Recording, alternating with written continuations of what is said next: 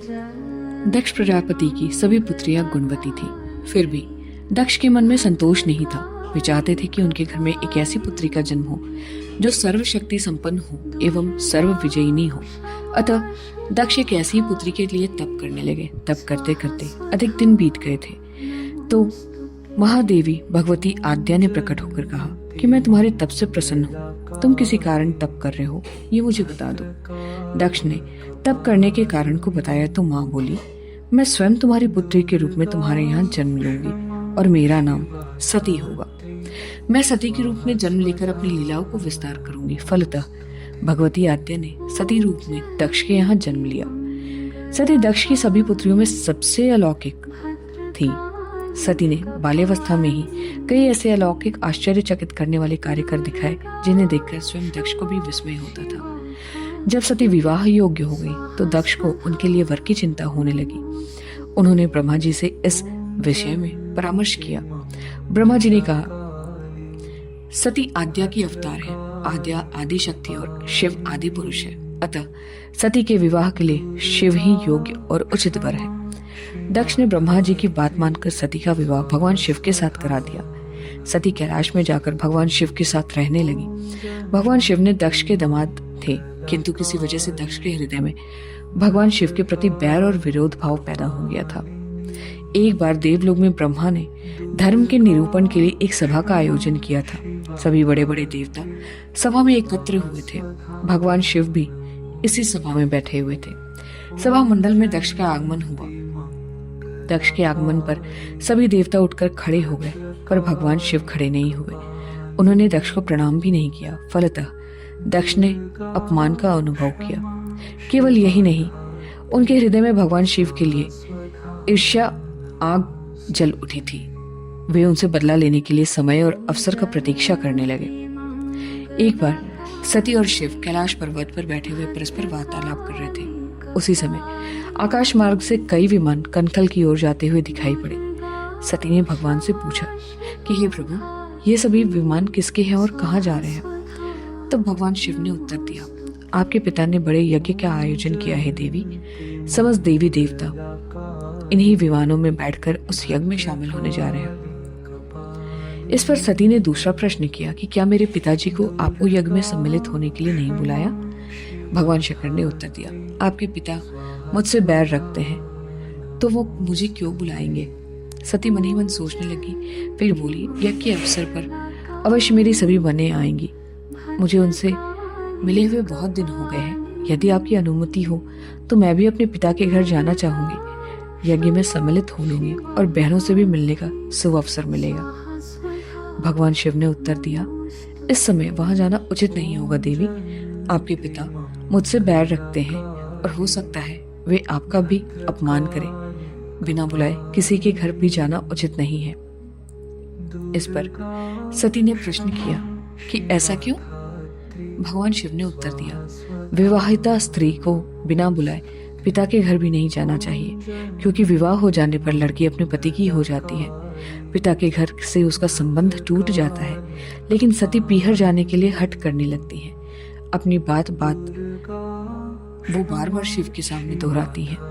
उनकी इच्छा देखकर भगवान शिव ने पीहर जाने की अनुमति दे दी। उनके साथ अपना एक गण भी भेज दिया जिसका नाम वीरभद्र था।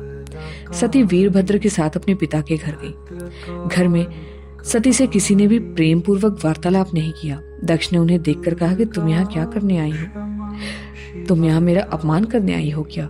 अपनी बहन को तो देखो, किस प्रकार भांति भांति के अलंकारों से सुंदर वस्त्रों से सुसज्जित है। तुम्हारे शरीर पर मात्र बाघंबर है। तुम्हारा पति शमशानवासी है और तुम भूत की नायक हो। वह तुम्हें बाघंबर छोड़कर अर्घ पहना ही क्या सकता है? दक्ष के कथन से सती के हृदय में पश्चाताप का सागर उमड़ पड़ा। वे सोचने लगी, उन्होंने यहाँ पर आकर अच्छा नहीं किया। प्रभु शिव अच्छा ही कह रहे थे, बिना बुलाए पिता के घर भी नहीं जाना चाहिए। पर अब क्या ही हो सकता था, अब तो वो आ ही गई थी। पिता के कटु और अपमानजनक शब्द को सुनकर सती मौन रही। वे उस यज्ञ मंडल में गई जहाँ भी देवता और ऋषि मुनि बैठे हुए थे। तब यज्ञ कुंड में धू धू करती जलती हुई अग्नि में आहुतियां डाली जा रही थी। सती ने यज्ञ मंडप में सभी देवताओं को देखा और सभी देवताओं के भाग देखे, किंतु भगवान शिव का भाग नहीं देखा। वे भगवान शिव का भाग न देखकर अपने पिता से बोली कि पितृश्रेष्ठ, यज्ञ में तो सबके भाग्य दिखाई दे रहे हैं, लेकिन कैलाशपति का भाग नहीं है। आपने उनका भाग क्यों नहीं रखा? दक्ष ने गर्व से उत्तर दिया, मैं तुम्हारे पति शिव को देवता नहीं समझता। वह तो भूतों का स्वामी है, नग्न रहने वाला और हड्डियों को माला धारण करने वाला है। वह देवताओं की पंक्ति में बैठने योग्य नहीं है। उसे कौन भाग देगा? सती ये सुनकर गुस्से से लाल हो उठी। सती के नेत्र लाल हो उठे। उनका मुखमंडल प्रलय के सूर्य की भांति जलने लगा। उन्होंने पीड़ा से तिलमिलाते हुए कहा, ओह, मैं इन शब्दों को कैसे सुन रही हूँ? मुझ पर धिक्कार है। और देवताओं, तुम्हें भी धिक्कार है। तुम भी उन कैलाशपति के लिए इन शब्दों को कैसे सुन रहे हो, जो मंगल के प्रतीक हैं और जो क्षण मात्र में संपूर्ण सृष्टि को नष्ट करने की शक्ति रखते हैं। वे मेरे स्वामी हैं। नारी के लिए पति ही स्वर्ग होता है। जो नारी अपने पति के लिए अपमानजनक शब्दों को सुनती है, उसे नरक में जाना पड़ता है। पृथ्वी सुनो, आकाश सुनो और देवताओं तुम भी सुनो। मेरे पिता ने मेरे स्वामी का अपमान किया है। मैं अब एक क्षण भी जीवित नहीं रहना चाहती। सती अपने कथन को समाप्त करती हुई यज्ञ कुंड में कूद पड़ी। जलती हुई आहुतियों के साथ उनका भी शरीर जलने लगा। यज्ञ मंडप में खलबली पैदा हो गई। हाहाकार मच गया। देवता उठकर खड़े हो गए। वीरभद्र को क्रोध आया। वे उछल उछल कर यज्ञ का विध्वंस करने लगे। यज्ञ मंडप में भगदड़ मच गई। देवता और ऋषिमुनि भाग खड़े हुए। वीरभद्र ने देखते ही देखते दक्ष का मस्तक काटकर फेंक दिया। समाचार भगवान शिव के कानों में भी पड़ा। वे प्रचंड आंधी की भांति कनखल जा पहुंचे। सती के जले हुए शरीर को देखकर भगवान शिव ने अपने आप को भूल गए। सती के प्रेम और उनके भक्ति ने शंकर के मन को व्याकुल कर दिया था। उन शंकर के मन को व्याकुल कर दिया था जिन्होंने काम पर भी विजय प्राप्त की थी और सारी सृष्टि को नष्ट करने की क्षमता रखी हुई थी। वे सती के प्रेम में खो गए और बेसुध हो गए। भगवान शिव ने उन्मत्त की भांति सती के जले हुए शरीर को कंधे पर रख लिया। वे सभी दिशाओं में भ्रमण करने लगे। शिव और सती के इस अलौकिक प्रेम को देखकर पृथ्वी रुक गई, हवा रुक गई, जल का प्रवाह ठहर गया और रुक गई देवताओं की सांसें। सृष्टि व्याकुल हो गई थी। सृष्टि के प्राणी पुकारने लगे थे, त्राहिमाम त्राहिमाम। भयानक संकट उपस्थित देखकर सृष्टि के पालक भगवान शिव भी आगे बढ़े। भगवान विष्णु शिव को रोकने के लिए आगे बढ़ने लगे। वे भगवान शिव की बेसुधी में अपने चक्र से सती के एक एक अंग को काटकर गिराने लगे। धरती पर 51 स्थानों में सती के अंग कट कट कर गिरे। जब सती के सारे अंग कटकर गिर गए तो भगवान शिव पुनः अपने आप में आए। जब वे अपने आप में आए तो वह पुनः सृष्टि के सारे कार्य स्वच्छ संचालित करने लगे। धरती पर जिन 51 स्थानों पर सती के अंग कट कट कर गिरे थे, वे आज भी पूजनीय शक्तिपीठ है।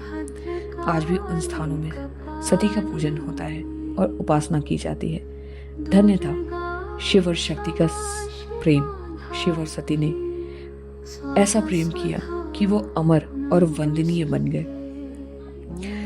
बाद में सती ने विरह में शंकर जी की दयनीय स्थिति हो गई थी। वे हर पल सती का ही ध्यान करते और उन्हीं की चर्चा में व्यस्त रहते। उधर सती ने भी शरीर का त्याग करते समय संकल्प लिया था कि मैं राजा हिमालय के यहाँ जन्म लेकर शंकर जी की अर्धांगिनी बनूंगी।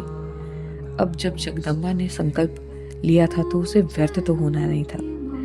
वे उचित समय पर राजा हिमालय की पत्नी मेनका के गर्भ में प्रविष्ट होकर उनकी कोख से प्रकट हुई और माता पार्वती का इस प्रकार जन्म हुआ था। लेकिन ये कहानी मैं आपको बाद में बताऊंगी। अगर आपको मेरा ये वीडियो पसंद आया हो तो प्लीज़ लाइक एंड सब्सक्राइब करना मत भूलिएगा और मुझे ये ज़रूर शेयर कीजिएगा कि आपको माता सती की ये कथा कैसी लगी, ताकि मैं माता पार्वती की कथा भी आपसे शेयर कर सकूं। Please watch my video till last. Till that, goodbye and enjoy.